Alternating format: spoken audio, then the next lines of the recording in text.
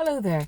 I've just pulled over after a second viewing of a property that we're about to place a bid on behalf of a client. And the reason I want to make this video is to tell you about bidding, because before I put a bid on the property, I want to check what's the position of the other bidder. In this case, there's one other bidder on the property.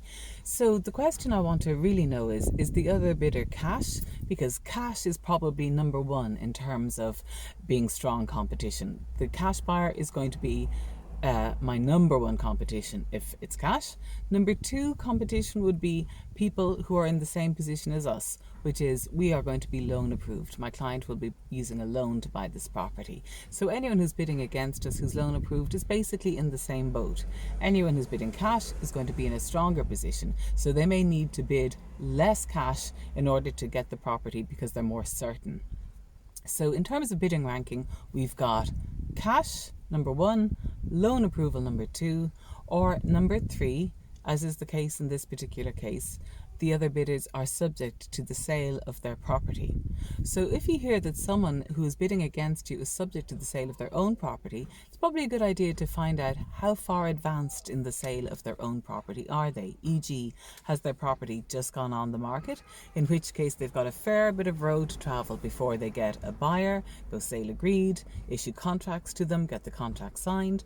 So if someone who's not far along the road of selling their own property is bidding against you, I would suggest that they're not very strong competition. However, if they're selling something and they're bidding against you and they've already sale agreed, the contracts have issued to the buyer and the buyer has signed those contracts, then I would consider they are pretty well of equal weighting against you as a bidder. So if you're bidding on a property, make sure you ask if there are other bids involved.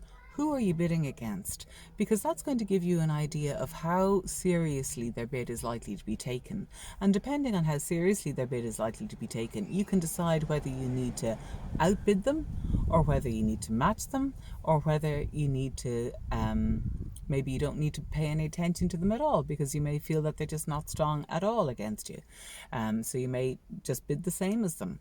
So there are my thoughts on bidding. If you're bidding, check out who your competition is. Not all agents will tell you, but most agents will give you some clue. And even if they don't actually answer your question directly, in my experience, agents always leak information because we all chat and they tend to let something slip or something out. So no harm to pay attention to what the agent is saying and what they're not saying in terms of the other bidders. So that's all for now. Thanks for watching. I hope you found it useful.